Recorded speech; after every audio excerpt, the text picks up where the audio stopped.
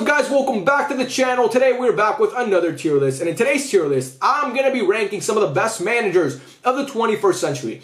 What is my criteria for this tier list? You might be asking yourself right about now. It's pretty simple guys, winning. Just win baby. What have you won? That is the one job of a manager. When you're hired for a football club, they hire you to win. So we're going to look at these guys' trophy cabinets, everything, Club World Cups, domestic cups, continental cups, league titles. What have they won? How many times have they won it? What legacy are they leaving behind? Are they going to be talked about in 100 years from now? Did they leave an impact in football as a manager? That's also very important to me, so again, we're going to talk about that. And yeah, man, we're just going to talk about these guys' careers, what they won, like I said, their legacy and all that good stuff. And yeah, just kind of rate them. It should be really, really fun. If you guys want to see more of these videos, let me know in the comment section down below. But yeah, man, enough yapping. Let's get into the video now. First up on this tier list, we're going to talk about Rafa Benitez, who to me is going to find himself in A tier. Now, I'll tell you guys this. Rafa Benitez was a lot closer to finding himself in B tier than he was to finding himself in S tier, because Rafa Benitez, in my opinion, had a great start to his career. But this guy faded out very quickly. I mean, Rafa Benitez, if you look at the start of his career, it was fucking amazing. But the past decade, when it comes to the trophy cabinet, it's not really there. But one thing about Rafa Benitez that I'll say is that this guy has one of the most underrated trophy cabinets in the history of football. This guy has won some huge trophies, not some Mickey Mouse Cups. No, he's won some huge trophies, like the UCL. He won the UCL, obviously, with Liverpool, and he made 2 UCL finals with them. He won 2 Europa Leagues. He won 2 La Ligas. 2 La Ligas.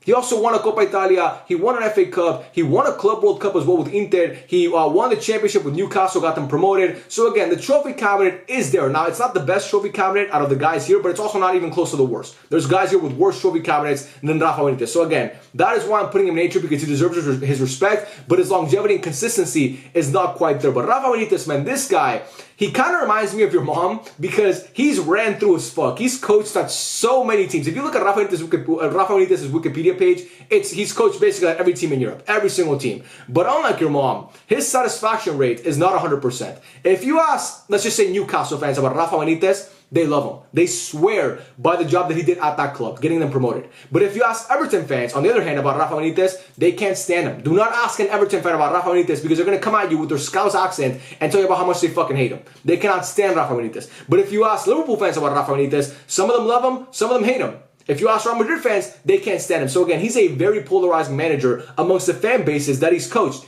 But Rafa Benitez, man, like I said, the start of his career was fantastic. He took over for Valencia, that team that had made 2 UCL finals prior to him getting there. That team that had Fabio Aurelio and Pablo Aimar and also John Carew, if I'm not mistaken. He took over for that team and won them 2 La Ligas. 01, 02, he won La Liga, and 03, 04, he won La Liga. Again, that is the Galacticos era with Real Madrid. And also Barca had not a great team, but they were trying to get it together a little bit. Now, that's impressive to me. Winning 2 La Ligas against Barca and Madrid, anytime you can win La Liga against those 2 giants in Spain, it's impressive. So he wins the La Liga. And he wins also the Europa League with them. The UEFA Cup, but you know, that's what it was called before it was rebranded to the Europa League. So again, with Valencia, 2 league titles and a Europa League, that's pretty good. And because of what he did at Valencia, he got that big move over to Liverpool. And what he did at Liverpool, to me, is really what puts him in A tier. And to be more specific, it's really that night in Istanbul. Let's be completely honest here, guys. It's that night in Istanbul that really sets Rafa Benitez apart from some other managers in this century. Because if he didn't have that night in Istanbul, he honestly doesn't make this list. That night in Istanbul is one of the greatest managerial accomplishments of all time. To go into a UCL final and you're down 3-0 against Carlo Ancelotti's AC Milan. Carlo Ancelotti's AC Milan, one of the greatest teams on paper in the history of football. You're down 3-0 in that game. You're down 1-0 like 50 seconds into the game.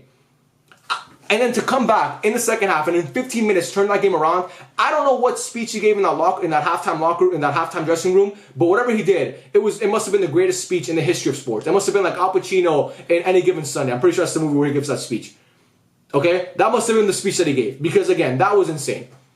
Coming back from 3-0 down. And then he makes another UCL final with the Liverpool team. And he won an FA Cup with them. And he nearly won a league title, pushed Fergie's Man United all the way. Now, the second UCL final they made, this time they lost at the AC Milan. They lost 2-1 that night in Athens. But still, man, getting to 2 UCL finals with that Liverpool team is very impressive. Then after that, he goes to Inter. He takes over for Jose Mourinho's treble-winning team. He didn't really do well with them. They won the Club World Cup, but again, he didn't really do well with them. He couldn't really continue the success that they had with Jose Mourinho. Then he goes to Chelsea. He wins a Europa League with them. Very impressive. I think they beat Benfica in that game. And then he goes to Napoli, wins a Coppa Italia with them, that team with Gonzalo Higuain. Then he goes to Real Madrid. I might have the order mixed up here, but you know, he goes to all these teams. And he goes to Real Madrid. And, he's a Real Madrid product. This guy started his career at Madrid, and at Madrid, it didn't really go well for him. He spent 6 months at the club, and while Madrid wasn't terrible, they weren't really great. They weren't playing to their potential because, they lost 4-0 to Barca in the Bernabeu without Messi under Rafa Benitez. That's one of probably the worst losses that some Madrid fans have suffered. One of the greatest days of my life watching that game. And, he was a part of that. And after he left in January, he got sacked in January after a draw with Celta Vigo, if I'm not mistaken. I could be wrong, but they drew a game and then he got sacked. We saw that once Zidane came in, the potential that team had, because obviously they won the UCL that very year, and they went on to win 2 UCLs after that. They won 3 straight UCLs. So again, he didn't really have the best time at Madrid. Then he goes to Newcastle, like I said, gets him promoted, and they love him over there. They're going to build him a statue over there because, again, what he did with that team was nothing short of remarkable. But yeah, man, now he's coaching on all these different small teams. Rafa Benitez, the thing with him is that he was always a great tactician, but his player, he couldn't really deal with players that well. He kind of burned players out very quickly. Like, he burned his time out with players really quickly, and once he kind of got on their nerves, and once that happens, you can't really, no matter how good you are tactically, if you can't get through your players, it's never really going to work, and that's why he's burned out at so many places. So again, for me, when I look at his career, that night in Istanbul, like I said, is always going to be iconic, one of the greatest managerial performances ever. But the totality of his career, it's not bad enough to put it in B tier because, again, like I said, the trophy cabinet is there, but it's also not quite good enough to put him in S tier with some of the other guys here because, again, just not consistent enough for a long enough period of time.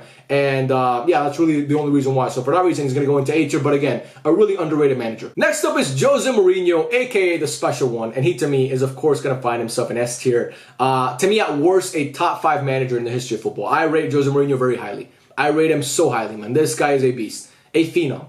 He will go down. I mean, his legacy in football he'll be talked about in 200 years from now. Honestly, he will. That's how much of an impact he's had on football and the time that he's been a part of it, especially as a manager. This guy has won 2 UCLs. He's won 8 league titles overall, whether it's the Serie A or La Liga or the Premier League. He's won 8 league titles overall. He's won 12 domestic cups. He's won a Conference League. He's won a Europa League. I mean, this guy has won basically every trophy you can win.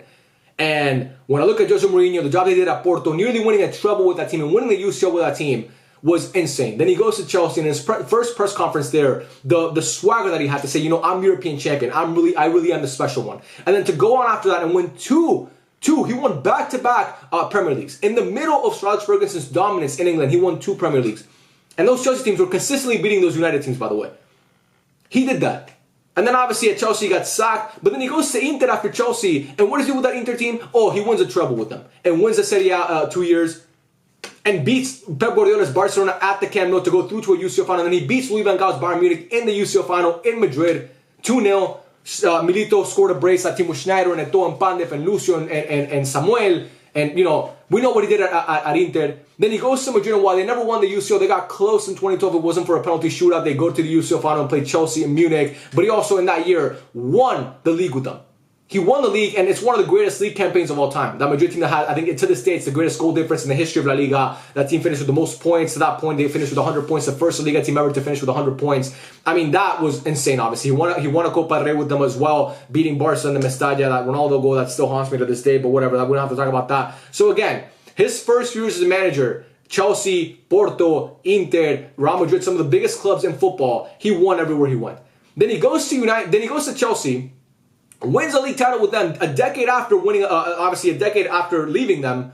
Like he obviously won it. He won it in 405, and then in 2014, 2015, they won a league title under Jose Mourinho. Has a great campaign, makes a UCL final, I'm pretty sure, and loses to Atletico Madrid in 13-14. Actually, that year was. And then he goes, obviously, Chelsea, and it's kind of badly with him and Abramovich. Then he goes to United, and to me, he's been the best United manager post Fergie. Honestly, who's been better than him? Oli, Rolf Rangnick, this fucking guy, Erik ten Hag, definitely not. I mean, it's definitely been Jose Mourinho who won the FA Cup, who won the EFL Cup with them. He won the Europa League with them, of course. So he had a good stint at United, in my opinion. Again, the best since Fergie left. It's the best that they've looked, in my opiniins. So again, he goes to United, he does that. Then after that, he goes to Roma. He has a good time at Roma. He wins the Conference League. He wins the Conference League. Then he gets to Europa League final. Like that's pretty impressive to me. That's pretty impressive to me. So again, Jose Mourinho, if you look at his career as a whole, it's just a guy who's won everywhere he's been.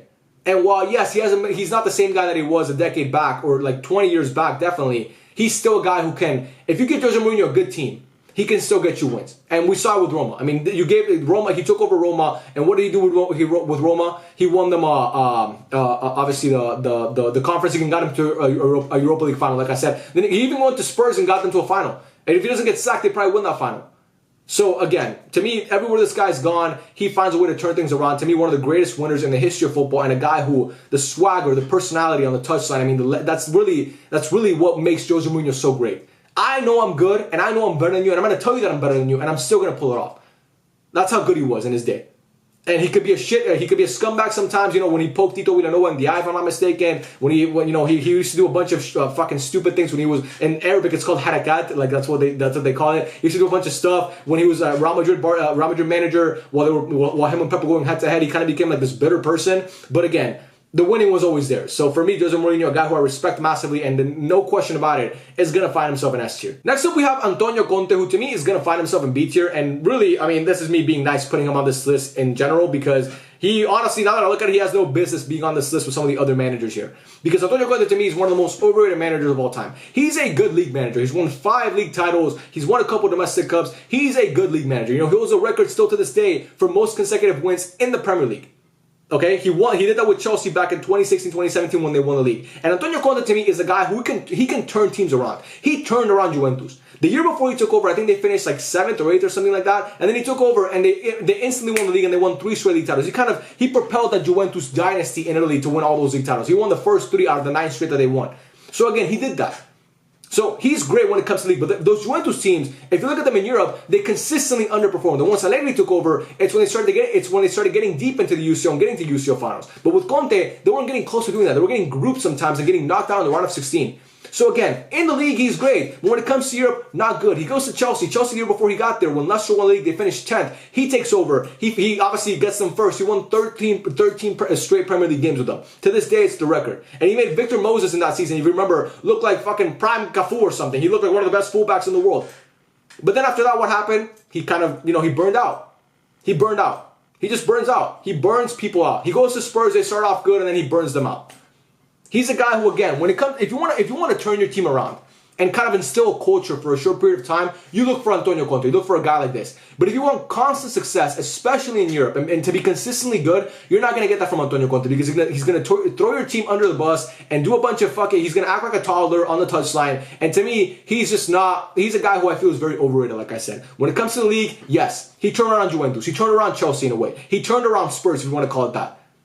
But he won a league title with Inter as well back in the COVID days. You know what I mean? So he can win league titles. We know that for a fact.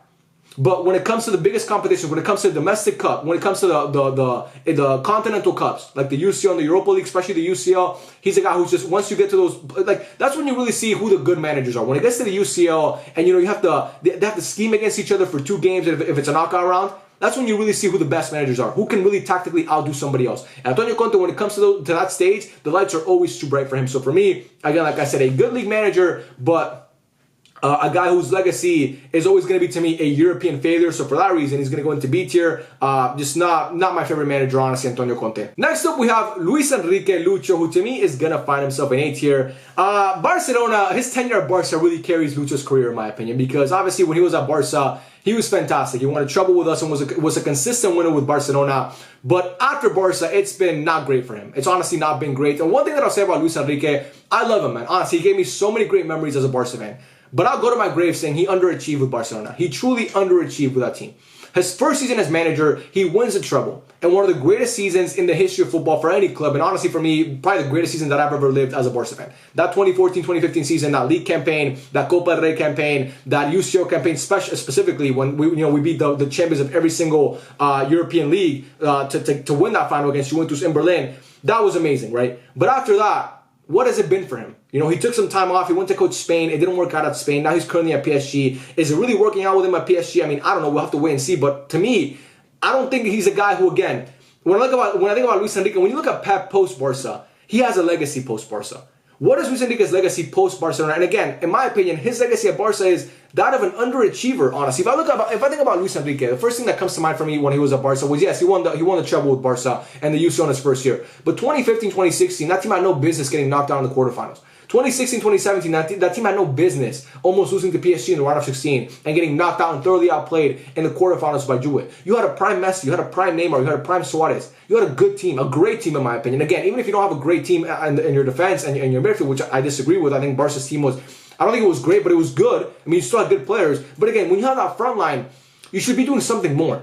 And for him not to do that, again, it's just, I don't want to say resent him because that's too strong a word, but I always remember that, he didn't really get the max out of MSN. And those prime years, he didn't really get the max out of them because, again, apart from that one treble winning season, after that, it was just kind of, it was bleak in a way. So again, for me, for that reason, Lucha's going to go into A tier. The treble, that's impressive. Only a few managers in the history of football can say that they've won a treble. They've coached a team to win a treble, and he's one of them. So that's obviously an amazing achievement and something that he will always be remembered for. But for me, post Barca hasn't really been that great. And his time at Barca, like I said, if I'm being completely honest, I think he kind of underachieved. So that's why he's going into A tier. And again, he doesn't really have the longevity to be in S tier. Next up, we have Cholo Simeone, and Atletico Madrid fans are going to get mad at me for this. And I'm sorry, guys. I'm really sorry.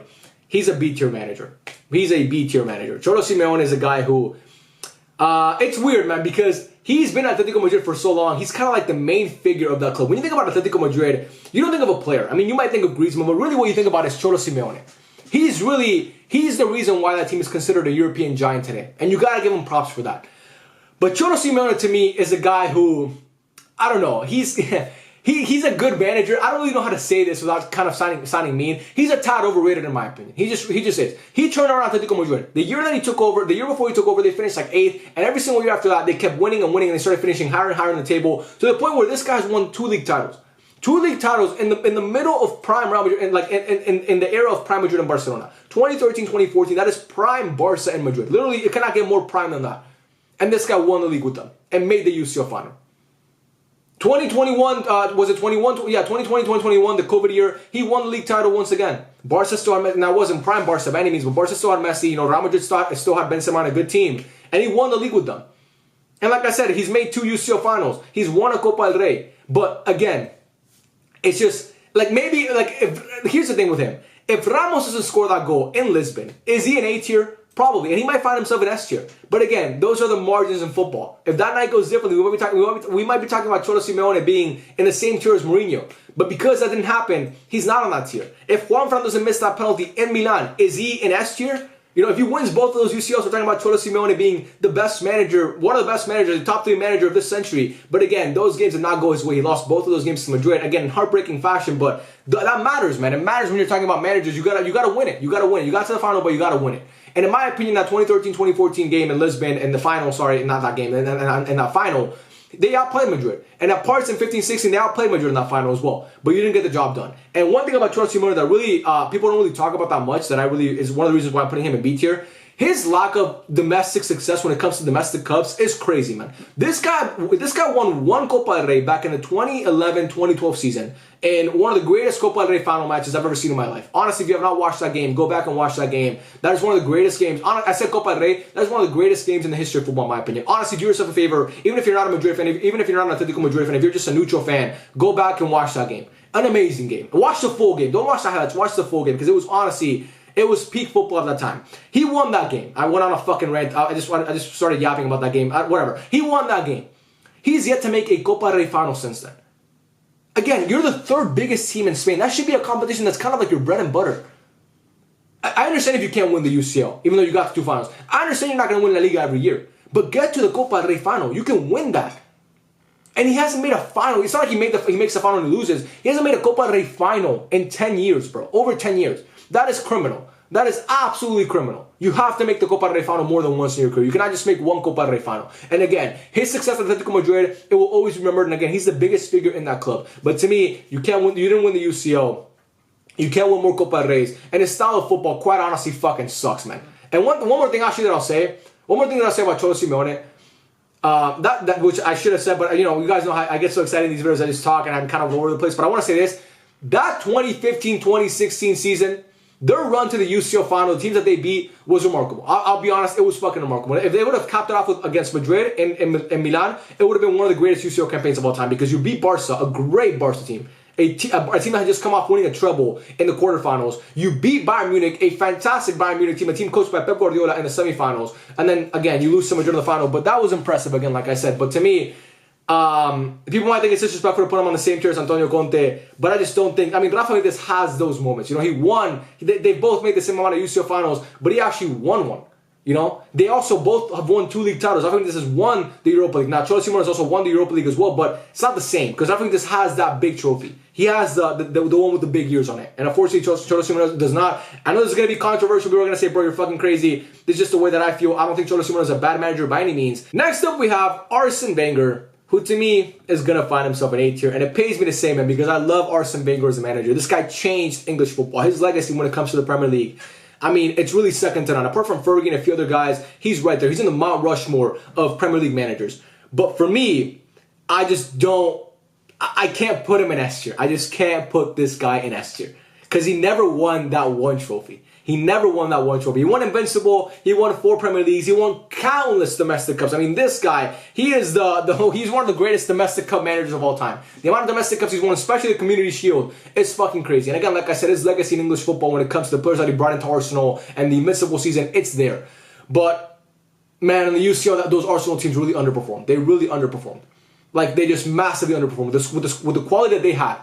Vieira, Pires, Cole, Seaman, fucking, I don't know, you pick it, Bergkamp, Henry, I forgot about Henry, Sol Campbell. I mean, those teams were so good. And to only make one UCL final is crazy, bro. It's crazy, bro. You cannot just make one and you lost it. Now, I'm happy that you lost it because I was that night in Paris that Barca won. Thank you. But anyway, you lost that game. You were this close, man. You were this close to winning it. Second half comeback by Barca. And, you know, 4 league titles, he managed for a long time, man. He managed for a long time, and 4 league titles is unfortunately not good enough. It's just not good enough. He played second fiddle to Fergie. He played second fiddle to Mourinho for a lot of years in the Prem. He just did, man. I'm sorry, Arsenal fans. I'm sorry, I apologize. I love this guy. I really believe he's a super underrated manager and a guy who gets massively disrespected because his latter years at Arsenal were not good. And you had all those fucking clowns from AFTV outside the stadium saying this guy sucks. And they were not clowns because, you know, you're allowed to criticize a manager. But again, you had all these guys from AFTV outside the stadium talking shit about him for basically the last 6 years he was at the club because they weren't winning anything. But again, for me, I think he's really underrated. I think Arsenal fans kind of did him dirty at the end in a way, kind of like we did Xavi fans. If I'm being honest, at Barca.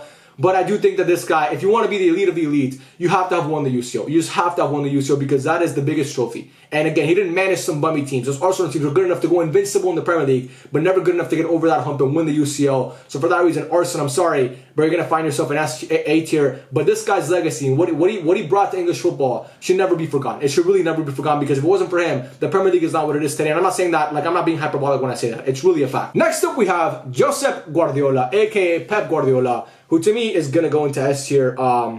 The greatest manager of all time. The greatest manager of all time. My favorite manager of all time, obviously, because what he did at Barca. Pep Guardiola, he's won 3 UCLs. He's a 4-time finalist. He's won 12 league titles across every league that he's managed out, whether it's the Premier League, the Bundesliga, and at Barcelona, obviously, in La Liga. He's won 4 Club World Cups, and he's also won 2 trebles. I mean, can you get a better resume than that? This guy revolutionized football. He's the reason why modern football is the way that it is because of Pep Guardiola. I mean, he is the guy. He's the guy, man. Let's talk about his career because you guys know I love to yap, and I'm hoping you guys are enjoying this video so far. But I do love to yap. I'm sorry, but this is so fun for me. I don't know why. But anyway, let's talk about Pep Guardiola's career. Comes to Barca, takes over for them after being the B team coach, and in his first season there, wins the treble and has, in my opinion, the greatest season in the history of football by any club. 08-09 Barca is the greatest club team of all time, and that team was led by Pep Guardiola. Then he spends 3 more years at Barca, and in that time wins the UCL, wins another league title, wins Copa del Rey. He had, to me, that 4-year run that he had at Barca is the greatest 4-year run any club has ever had. They played the most dominant and most beautiful brand of football ever, and you can ask rival teams I played against them, they know that too. Like that is the standard for like when people talk about how good a team played, what do they say? They look like Pep Guardiola's Barcelona. They look like 2008 Barcelona. That's the standard that he set at Barca. When people say, "Oh, bro, that fucking team yesterday," like let's just say Atalanta in the Europa League final, they look like 2011 Barca. That's what people say when they talk about when they want to really emphasize how good a team played on the night. They talk about his Barcelona team. So again, that is there. And yes, 2010 hurt because he couldn't beat Mourinho. And yes, 2012 hurt because he couldn't beat Chelsea and Roberto Di Matteo. It hurt. Trust me, it hurt. That Barca team should have won 4 straight UCLs with how good they were. But again, it didn't happen. But after Barca, he takes a little bit of a break and he goes to Bayern Munich. And to me, that is the one thing you could point out at Pep Guardiola's legacy and say, you know what, he underachieved at Bayern Munich. He definitely, to me, underachieved at Bayern Munich because that team, yes, they won the league title every year he was there. Yes, they won the DFB Pokal. And yes, those teams played some great football. You had to have won the UCL with Bayern Munich. You have to have won the UCL with Bayern Munich. That was a team that had to have won the UCL. 2013, 2014, if I'm not mistaken, or I'm not mistaken, I know for a fact, they get knocked out by Madrid. And you get thoroughly spanked in that second leg at the Allianz Arena. You have Ronaldo doing that celebration on you. You have fucking them scoring 4 goals on you. So you get knocked out by Madrid. 2015, 2016, you get 2014, 2015, you get knocked out by Barcelona. Now, that team did have some injuries, but again, you got outplayed in the first leg. Barca won 3-0. And in the second leg, Barca just kind of, they scored 2 goals. You almost came back in that game, but really, it was never really close. Barca were going to win it always. So again, you get knocked out by Madrid in 2013. You get knocked out by Barca in 2014. And then in 2015, you get knocked out by Atletico Madrid. You got knocked out by the 3 biggest clubs in Spain 3 years in a row. And you had no business getting knocked out by Atletico Madrid. Without Bayern that he had no business getting knocked out by them. So again, 3 years in Bayern Munich, never made the UCL final, failed to win the UCL with them. Then he goes to Man City, and we know what he's done at Man City so far. I mean, he's to me the greatest manager in English football history. I'm saying that honestly, and we're going to talk about a guy very shortly here that might want to have a word with me after that. But I do believe he's the greatest manager in English football history. What he's done with Man City, it's the greatest. I mean, this team is the only team to ever win 4 in a row, and they might win 5 in a row. And, what he's done, he went to the biggest, to the toughest league in Europe, to many people. And he made it a farmers league. The Premier League is a farmers league now because of Pep Guardiola. This guy, they don't drop points. You always think Man City, they're going to drop points. No, they go from January all the way to May, they don't drop a single point. They win every game, they don't lose. That's the standard he set. So again, for me, and tactically, I mean, we don't have to talk about him tactically. He's a tactical genius. He's the greatest tactical mind the game has ever seen. And yeah, again, for me, he's going to go into S tier because he's a generational manager. He's a guy who's going to be talked about like Jose Mourinho 200 years from now as a godfather of what football is today. So for me, I know I yap for minutes about Pep Guardiola because I could honestly yap for minutes about this guy because I love him so much.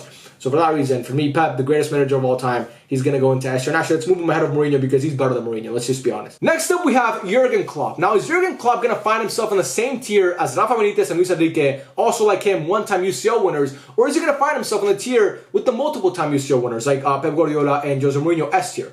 I think the question we have to ask ourselves is he closer to Jose Mourinho and Pep Guardiola, or is he closer to Rafa Benitez and Luis Enrique as a manager? Or Arsene Wenger, if you want to throw him in there as well. And to me, when I ask myself that question out loud, he's much closer to the guys in S tier than he is to the guys in A tier. I'm not gonna disrespect Jurgen Klopp like that because to me, he's one of the greatest managers I've ever seen. He's one of the greatest managers I've ever seen. He won a UCL. He made 4 finals. He's won 3 league titles. He won 1 Club World Cup. He won 4 domestic cups. And yes, this guy's trophy cabinet. He should have won more. Maybe he could have won more league titles. Maybe he could have won more UCLs. I mean, bro, this guy coached with Dortmund while Bayern Munich was the giant of Germany. I mean, he's always been the guy who's playing second fiddle to the biggest club in the country. He was at Liverpool while Man City were dominating. He was at Dortmund while Bayern were dominating, and he still found a way to win league titles against those juggernauts. That's insane to me, man. And he was still competing in Europe. He was still getting that team far in Europe every single year. He got Dortmund to a UCL final. He won league titles with Dortmund. Lost obviously in that UCL final in Wembley to Bayern Munich, a trouble-winning team who they just had a better squad than him. And Mario Götze didn't play in that game. One of their best players. And then he goes to Liverpool after doing that amazing job at Dortmund, and he turns Liverpool around, a sleeping giant in English football who had been basically irrelevant for the better part of half a decade. He gets to Liverpool, and what he did with that club, they're back to being a European giant thanks to Jurgen Klopp. What he did with them, just completely turned them around. Completely turned them around. You could see instantly that the first game that Liverpool played in that season that he took over, they were going to be different. They were going to be different. You could just see it. And then with Liverpool, what he did there, winning a league title, pushing Man City all the way multiple years, making the UCL final in 2017, 2018, losing to Madrid and Kiev, making the UCL final in 2018, 2019, and beating, obviously, Tottenham in Madrid, and beating Barca on their way there in a fucking heartbreaking loss for me. But again, that comeback, you have to talk about it. You have to talk about it because it happened, and it's one of the greatest comebacks in the history of football, and it was because of Jurgen Klopp. I mean, his team did that. And then he makes the UCL final in 21-22 and loses to Madrid and Paris. But again, he's losing to great teams. He's losing to Madrid. He's losing to Bayern Munich in these UCL finals. He wasn't losing to Spurs. And if you look at the runs to get to those finals, they're impressive as well. Now, 21-22 was a little bit of a Mickey Mouse run, but every other run apart from that, they were good runs. I mean, they were beating good teams to get there. So again, for me, when I look at this guy and the way that he pushed City all the way, had a 97 fucking point league season that they couldn't win. They had multiple times where the league came down to the last day. That day where they were playing, I think, Watford or Wolves, I forget, in the last game of the season, and Man City were playing Villa. And if they win that game, Man City were this close to losing, they win the league title, and then obviously Man City come back from those goals from Gundogan. I mean, he was close every single year with minimal spending and not even close to the same quality of squad that Man City had. I mean, they had great teams, but not even close to what Man City had, in my opinion. And beating Pep Guardiola constantly, and bringing Virgil van Dijk to the Premier League, and bringing Mo Salah to the Premier League, and bringing Alisson to the Premier League, and signing Sadio Mane. I mean, this guy, man, what he did, his legacy at Liverpool, to me, you could argue he's your greatest ever manager. But again, that's a conversation for Liverpool fans to have. I'm not a Liverpool fan, so obviously I can't say that. But again, I don't think Liverpool fans will say that's crazy. He's definitely in that conversation. So for me, again, he to me is going to go into S tier because he deserves to be in that tier with Jose Mourinho and Pep because he is that caliber of manager, in my opinion, at least. Next up, we have Sir Alex Ferguson, obviously going to find himself in S tier, the godfather of English football. Fergie is a guy who's won 2 UCLs. He's made 4 finals. He won 13 Premier Leagues, obviously, famously. He won 2 Club World Cups. He won a treble, and he won a European trophy with Aberdeen. This guy won a European trophy with Aberdeen. That's pretty fucking remarkable, if you ask me. Winning a European trophy with Aberdeen is insane, and also beating Real Madrid in a Super Cup final. That's crazy. And yeah, Sir Alex Ferguson, man, we know what he did. We know what this guy represents. He's the greatest figure for arguably the biggest club in English football. He dominated English football for 20 years, basically. You know what? You know how insane 13 Premier League titles is? 13 Premier League titles is crazy, bro. 13. And again, United mostly had the best teams in that run with Fergie. They always had great teams. Obviously, whether it was with the first teams with Cantona and Neville and all those guys, or whether it was a lot of years with Vidic and Ronaldo. I mean, they always had great teams. They always had really, really good teams and very talented teams. But again, they don't win those if it's not for Fergie. He is the guy, man. He is the guy. And again, winning 2 UCL finals, winning the final in '99 against Bayern Munich in Barcelona, and that final was historic, obviously, the 2 last-minute goals. Winning the final against Chelsea in Moscow in 08 and on penalties. Then he made the final in 09 and lost to the greatest team of all time. Made the final in 2011 and lost to the second greatest team of all time. If it wasn't for Barcelona, we're talking about Fergie being a 4-time UCL winner because those are the only teams that beat those United teams. Those Barca teams were the only teams that you could put in front of those United teams and they would lose. And they honestly made United look average on those nights. Pep Guardiola and Barcelona made United look average on those nights. But again, those Barca teams made a lot of teams look average and a lot of players and managers look average. So you don't really kill him for that. But, I mean, even his last league winning season with United was insane. That team had no business winning a league title, and they won it just off the back of how good of a manager Ferguson was. And if it wasn't for Aguero, he's a 14-time Premier League winner. So, again, for me, I don't have to sit here and wax poetic too much about Fergie because we know how good he is and what he represents. And to me, again, he is the... I think Pep is the greatest manager in English football history, but I'm in the minority when it comes to that. But again, it's because I love Pep. I'm biased towards Pep. But I think most people consider him the greatest manager in English football history, and rightfully so because he is. I mean, his resume, it really speaks for itself. Next up, we have Carleto Ancelotti, obviously going to find himself in S tier. Carleto, man, this guy, he is as consistent a manager as there's ever been. This guy's as consistent a manager as there's ever been. He has the most UCLs of all time with 5. He's won 6 league titles. He's won every single top league, by the way. The only manager to win the Ligue 1, the Bundesliga, the Serie A, the Premier League, and La Liga. He's won all those league titles. And he won the La Liga twice, obviously, with Madrid. So that's why he has 6 league titles. He won 3 Club World Cups. He's won the FA Cup. He's won 2 Copa del Reys. I mean, this guy's resume speaks for itself. It really does speak for itself. If you ask Madrid fans currently, they think he's the worst manager of all time. Okay? If you ask Madrid fans today, they hate Carlo Ancelotti. They think he's fucking awful. But that's not true. He's amazing, man. And they know that too. I'm not saying that Madrid fans are ungrateful, but like, again, like more recently they're kind of emotional about him because they're not playing that well. But again, this guy's resume is insane. I mean, he won with Milan. He won with Madrid. He won when he went to Chelsea. You know, he won them a league title. He went to Bayern and won them a league title. So for me, and this guy, he's a guy who's adapted his managerial style throughout the decades of football. And he's coached some of the greatest players in the history of football. I mean, this guy, the players that he's coached, it's crazy, man. It's honestly insane. And a guy who's been at the top of his game for a long, long time, for 20 years at this point. So that for that reason, again, when you look at his resume, his trophy cabinet, his legacy in football, because he has an amazing legacy when it comes to football. And again, the players that he's managed, and the way they talk about Carlo Ancelotti, he's really a guy who players love. When they talk about him, you can tell that they love him as a manager. And again, just everything about this guy is good enough to put him in S tier. One of the best managers, a top 3 manager at worst to me the game has ever seen. Ancelotti is going to be in S tier 100%. Last up, we have Zinedine Zidane. Zidane is the weirdest manager ever to rank, man, because he only managed he managed like 3 seasons. He's only managed like 4 seasons. He didn't really manage that much.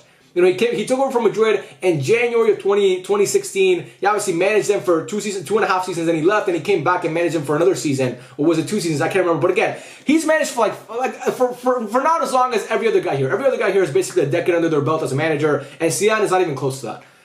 So, but again, his trophy cabinet, he's won 3 UCLs, he's won 2 league titles, and he won 2 Club World Cups, and he's the only manager ever to win 3 straight UCLs. Now, there's been managers who won 3 straight European Cups, but the UCL, the new format, he's the only manager to ever do that. So, again, part of me says that's good enough to put him in S tier, but then part of me is like, does he really have the legacy in football that Pep, Ancelotti, Sir Alex, and Jurgen Klopp and Mourinho do because they've been doing it for so long? I don't think so, man. But again, I don't want people to think I'm a hater because I don't care about him managing Madrid. Okay, I put Ancelotti and Jose in S tier, and they both are, not Madrid. Like, Ancelotti's a Madrid legend, but I don't think Jose is. But again, they both managed Madrid and won with Madrid. So I don't want to make it sound like I'm a Madrid hater. But again, I don't know, man. I'm gonna put, you know what, fuck it, we're gonna put him in A tier, and people are gonna get mad at me for that. But here's the thing: the only thing that's missing is his longevity. Now, his peak as a manager, it's one of the greatest of all time. This guy's like the Dele Alli of managers. Honestly, he's like the Dele Alli. He was great for a short period of time, but then he kind of just went away. Where is he now? He's obviously better as a manager than Dele Alli was as a player. But I'm kind of using an analogy here to kind of put it into perspective. But yeah, man, this guy took over from Madrid, won the UCL against Atletico Milan in 2015-2016, then won the UCL against Juventus in Cardiff in 2017, and won the UCL against Liverpool in Kiev in 2018. That 2017 team is one of the greatest teams of all time that obviously also won the league. But for me, I just look at the S tier, man. Look at S tier. Look, you have Pep.